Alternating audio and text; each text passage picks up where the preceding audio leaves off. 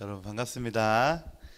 자, 오늘 말씀은 요한복음 1장 14절에서 18절까지 말씀이에요. 다들 명찰 했나요? 이거 목사님이 여러분 이름 잘 외우려고 하자 그랬어요.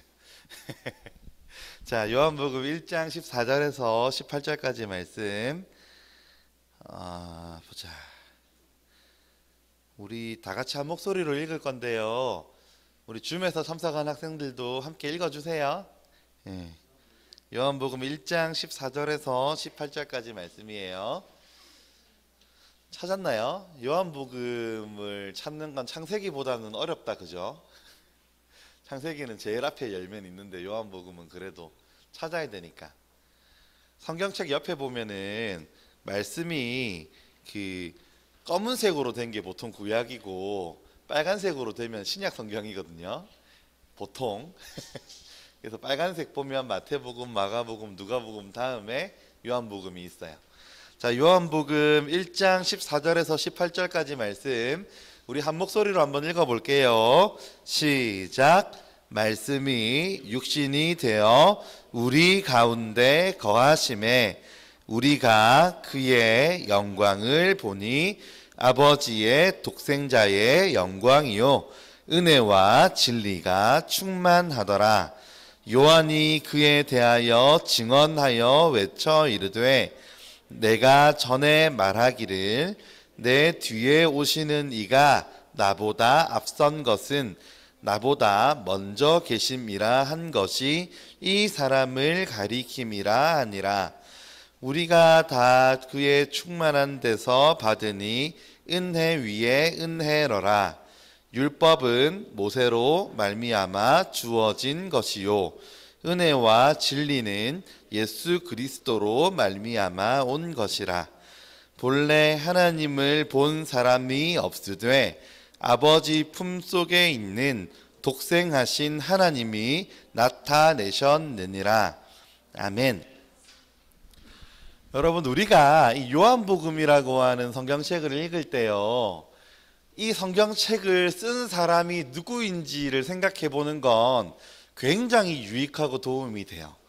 여러분, 여기서 문제, 요한복음은 누가 적었을까요? 요한 확실해요? 네, 맞아요. 요한복음은 요한이 적었어요. 근데 요한복음을 요한이 언제쯤 적었을까? 이렇게 물어보면 예수님이 오신 뒤, 그죠? 예수님이 살아계실 때 썼을까? 돌아가시고 부활하시고 승천하시고 나서 썼을까?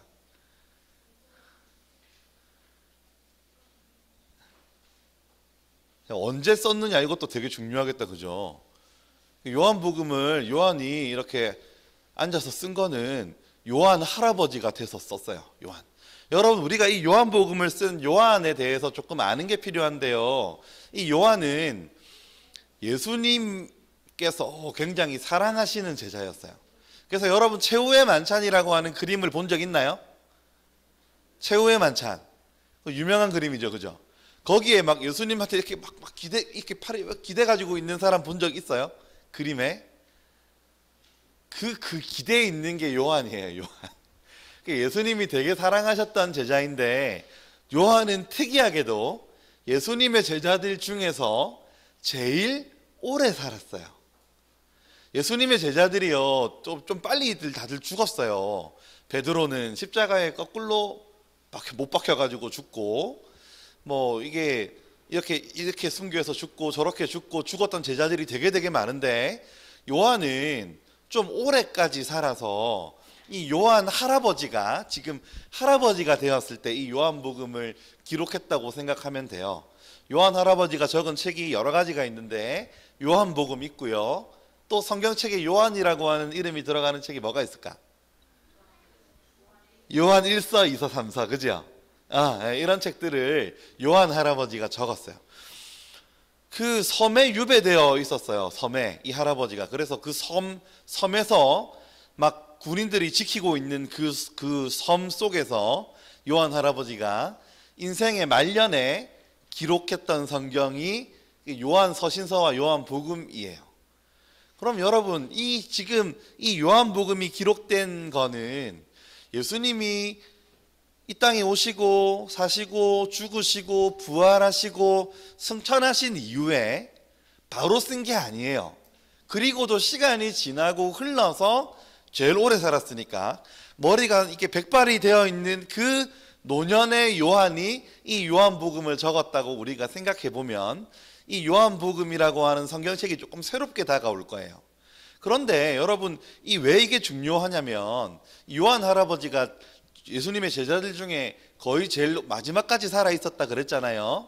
그러면은 이 요한 할아버지는 자기가 사랑하는 예수님과 함께 공동체를 이루어서 예수님의 12제자로 함께 다녔던 사람들의 죽음을 한 사람 한 사람 그 이야기들을 전해 들었다는 이야기이겠죠. 베드로가 어떻게 죽었는지, 빌립이 어떻게 죽었는지, 그 다른 제자들이 다 어떻게 죽었는지, 예수님을 사랑하고 예수님을 따라다니던 초대교회 성도들이 어떤 죽음을 당하고 어떤 어려움들을 겪었는지를 이 할아버지는 다 봤어요. 그죠? 히브리서에 보면 어떤 내용들이 등장하나요? 12장쯤에 믿음의 위인들에 대한 이야기들을 언급하면서 이 사람들이 칼로 베어서 죽기도 하고 톱으로 혐을 당해서 죽기도 하고, 너무 잔인하다, 그죠? 사람을 어떻게 톱으로 써나요?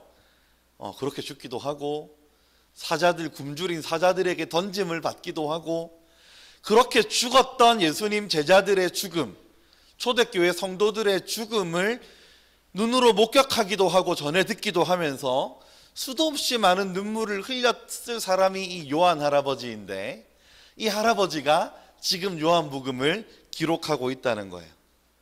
여러분, 초대교회 박해사라고 하는 그런 내용들을 보면 로마에 기독교를 그렇게 미워하고 싫어했던 10대 황제가 나와요. 여러분들이 아는 황제는 아마 네로 황제 정도겠지만, 네로 황제보다도 더 심각하게 기독교를 박해하고 예수 믿는 사람들을 잡아다 죽인 그런 일들이 너무너무 많이 있었는데, 왜 예수 믿는 사람들을 그렇게 싫어했느냐 하면, 로마는 태양신이라고 하는 걸 숭배하는 나라예요.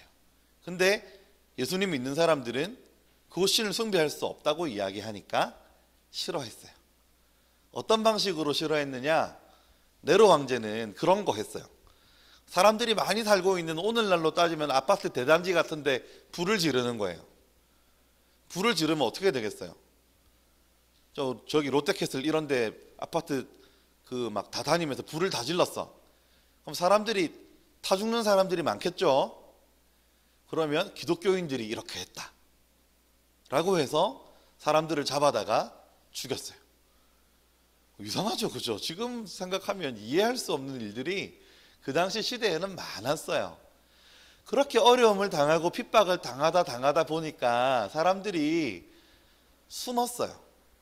어떤 사람들은요, 막 자기를 죽이는 군인들에게 찾아가서 막 예수님 믿으라고 이야기하고 죽기도 하고 이런 일들이 있으니까 교회에서 그런 건 순교가 아니라고, 그렇게 하지 말라고 결정을 해서 사람들이 막 예루살렘을 떠나고 막 각 곳곳으로 흩어지고, 이걸 어려운 말로 디아스포라라고 하죠.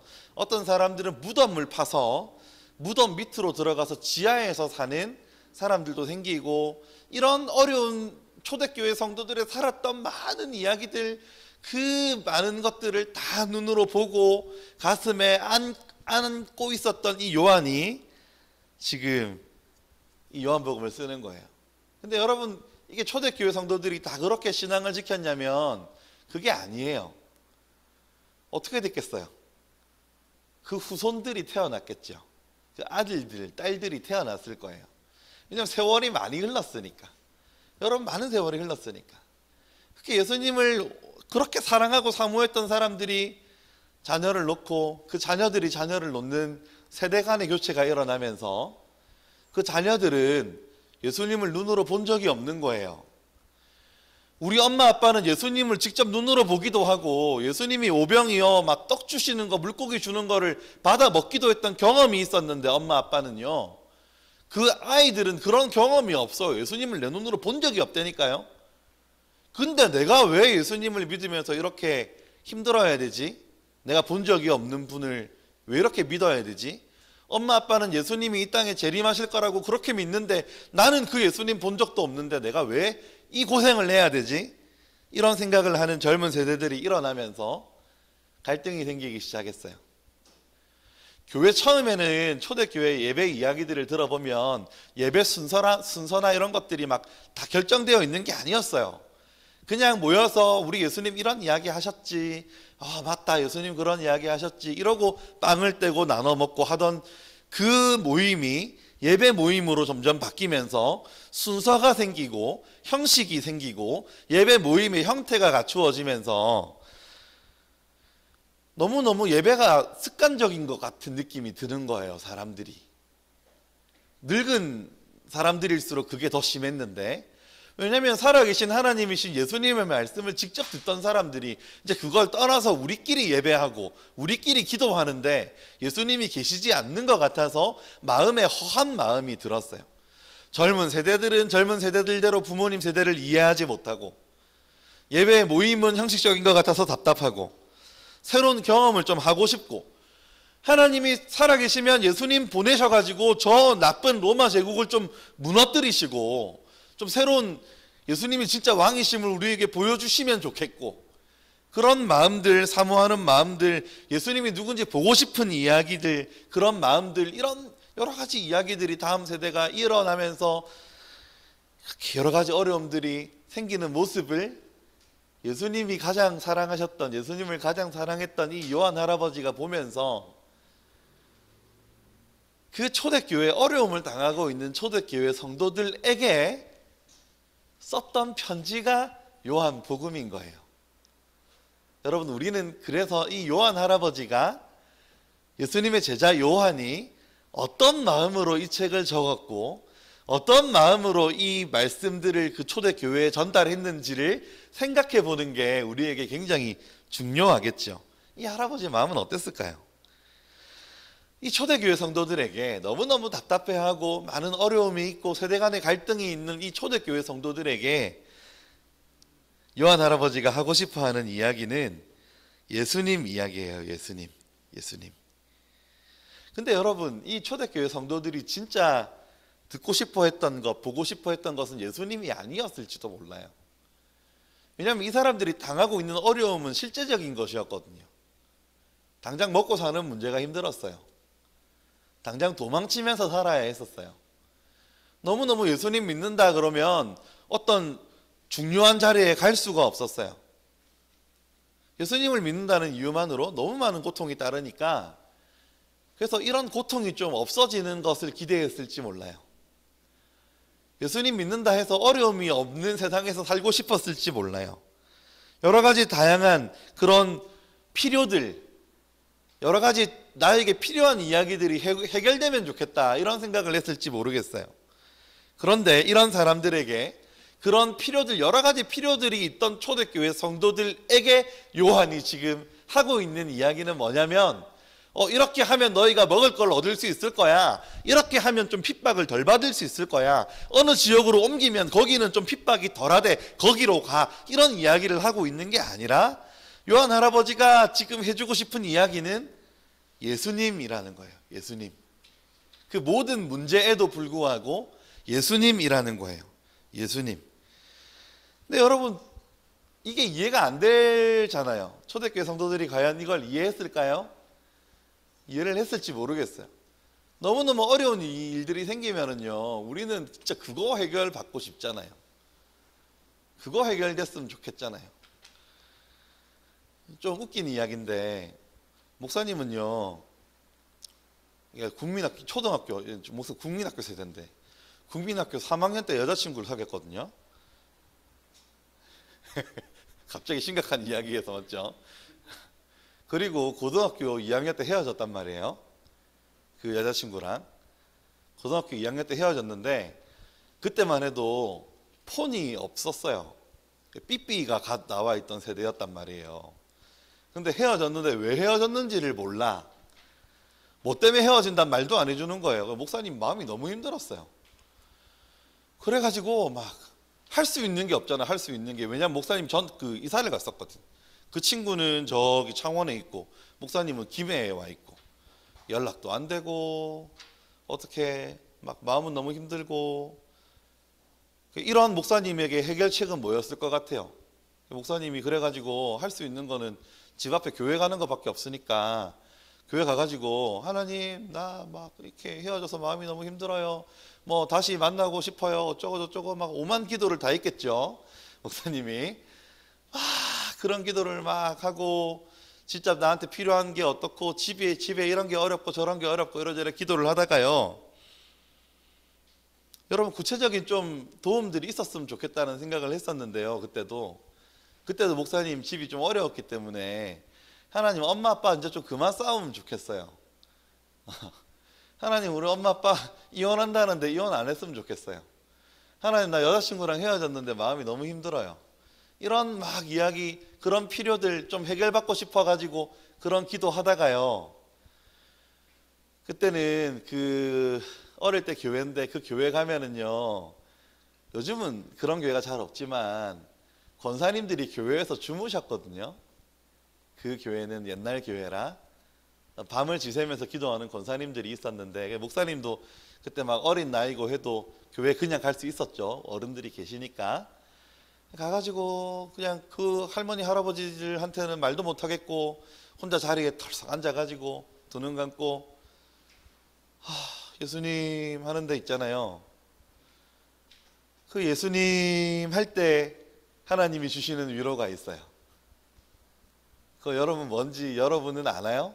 우리 선생님들은 아마 아시는 분들이 계실지도 모르겠는데 내 상황이 해결된 게 없어요. 내가 뭐 집이 부유해진 것도 아니고 헤어졌던 여자친구가 다시 찾아온 것도 아니고 막 그런 아무것도 해결된 게 없는데도요. 말씀 읽어서 발견되는 예수님, 내가 예수님 앞에 아뢰는 기도 속에서 만나는 예수님, 이 예수님이 나에게 위로가 되실 때가 있다니까요. 여러분 좀 어려운 일들을 만날 때 초대교회 성도들에게 예수님이 오셔가지고 오병이어의 기적도 다시 보여주시고 물을 포도주로 만드는 것도 다시 보여주시고 그런 거 보여주면 초대교회 성도들이 얼마나 좋았을까요? 근데 그런 것들은 현상이고 그런 기적들은 예수님을 드러내는 어떤 이벤트들이었고 그게 아니라 진짜 중요한 건 예수님이었다니까요. 예수님. 맨날 힘든데 왜 예수님이 중요하지요? 하루하루 버겁게 살아가는데 왜 예수님이 중요하지요? 앞날을 알 수 없어서 불안하고 염려하는 사람들에게 왜 예수님이 답이지요? 예수님이 성경이 말씀하고 있는 은혜와 진리이기 때문이라고 요한 할아버지는 지금 우리에게 말해주고 있는 거예요. 어떤 상황 속에서도 하나님을 믿는 자들을 끝까지 사랑하시고 끝까지 함께 하신다는 증거가 예수님이잖아요. 하나님이 사람들을 끝까지 사랑하신다는 증거가 이 땅에 몸을 입고 이 땅에 오신 예수님이잖아요. 하나님이 우리 같은 우리 인간들을 버리지 않으신다는 확실한 증거가 예수님이잖아요. 로마서는 그래서 하나님께서 너희 사랑을 확증하셨느니라 이렇게 표현하고 있죠. 예수님이야말로 하나님이 우리를 사랑하시는 증거이기 때문에 하나님이 우리를 사랑하셔서 하실 수 있는 가장 큰 것, 가장 확실한 증거를 보여주신 게 예수님이시기 때문에 성경은 우리가 여러 가지 어려운 상황들, 힘든 상황들, 지치는 상황들, 이런 상황들에서 예수님을 봐야 한다 이렇게 이야기하고 있어요. 이것이 요한 할아버지가 우리에게 알려주는 그 어려운 상황 속에서의 해답이에요. 예수님께로 돌아가는 거, 예수님에 대한 그 사랑으로 돌아가는 거, 예수님을 믿는 믿음으로 돌아가는 거, 이게 요한 할아버지가 그 어려움 당하는 초대교회 성도들에게 해주고 싶었던 이야기이고 오늘 우리가 그 이야기를 듣고 생각해야 될 이야기라는 거예요. 여러분 우리가 살다 보면 어려운 일이 많을 겁니다. 목사님이 여러분 나이대를 생각해 봐도 목사님이 그때 너무 생각이 겉늙었기 때문에 아마 그렇게 많은 고민을 했던 건 아닐 거잖아요. 목사님도 여러분 세대가 있었는데 막 어려움이 많았거든요. 생각도 많고 고민도 많고. 근데 여러분 난 왜 이렇게 한심하지? 난 왜 이렇게 잘하는 게 없지? 난 왜 이렇게 모자란 게 많지? 나는 왜 이런 집에서 태어났을까? 막 이런저런 생각들을 하면서요, 막 불안하고 이런 일들이 있을 때 예수님께 기도하면, 예수님을 생각하면 그것이 마음의 위로가 되고 평안이 되었던 제 모습을 떠올려 봅니다. 여러분들에게도 그럴 수 있기를 바라요. 하나님이 우리를 절대로 포기하지 않으시고 끝까지 우리를 붙잡으신다는 증거가 예수님을 통해서 나타났기 때문에 우리의 어떤 상황 속에서도 예수님이 우리의 답이에요. 어려운 상황 속에서 하나님의 영광을 구하는 사람들에게 하나님이 보여주시는 답은 언제나 예수님이었어요. 우리는 예수님을 보면서 시편 말씀처럼 내가 항상 주와 함께하니 주께서 내 오른손을 붙드셨나이다 라는 고백을 할 수 있게 되기를 바라요. 내가 주님의 오른손을 붙잡았나이다가 아니에요. 뭐라고 고백하나요? 하나님의 주께서 내 오른손을 붙드셨나이다. 어떤 방식으로? 예수님을 통해서. 어려운 마음이 있나요? 사랑하는 친구 여러분, 힘든 생각이 들 때가 있나요? 공부를 잘하는 친구도 고민이 있고요, 목사님은 공부를 잘해봤던 시절도 있고 공부를 못해봤던 시절도 있고, 목사님은 좀 독특해요. 전교 1등도 해봤고 전교 꼴찌도 해봤거든요. 다 고민이 있어요. 근데 그 모든 상황 속에서 예수님을 바라보세요 라고 하는 말이 위로가 안 될 것 같지만 진짜 답은 예수님을 바라보는 거예요. 우리가 그의 영광을 보니 아버지의 독생자의 영광이요 은혜와 진리가 충만하더라. 이 말씀을 우리가 믿을 때 이 말씀이 진짜 실제로 우리에게 역사하는 힘이 되어서 지쳐있는 우리를 일으켜 세우고 울고 있는 우리의 눈물을 닦고 힘들어하고 있는 우리의 마음을 어루만지는 힘이 그의 영광을 보니라고 하는 이 말씀 속에 있다고 믿습니다. 사랑하는 우리 친구 여러분, 예수님이 답이라고 하는 사실을 꼭 기억하는 은혜가 여러분들에게 있게 되기를 기대합니다. 기도할까요? 사랑과 은혜가 많으신 하나님 아버지, 요한이 노년에 어려움 당하는 초대교회 성도들에게 너희들이 당하는 여러 가지 어려움들, 그 모든 해답이 예수님이심을 말씀을 통하여 증거합니다. 하나님, 우리 친구들, 우리 선생님들 여러 가지 어려움들을 당할 때 해답이 예수님이심을 동일하게 고백할 수 있도록 은혜 베풀어 주시옵소서. 살아계신 예수님 이름으로 기도하옵나이다. 아멘. 하늘에 계신 우리 아버지여, 이름이 거룩히 여김을 받으시오며 나라가 임하시오며 뜻이 하늘에서 이루어진 것 같이 땅에서도 이루어지이다. 오늘 우리에게 일용할 양식을 주시옵고 우리가 우리에게 죄 지은 자를 사하여 준 것 같이 우리 죄를 사하여 주옵시고 우리를 시험에 들게 하지 마시옵고 다만 악에서 구하시옵소서. 나라와 권세와 영광이 아버지께 영원히 있사옵나이다. 아멘.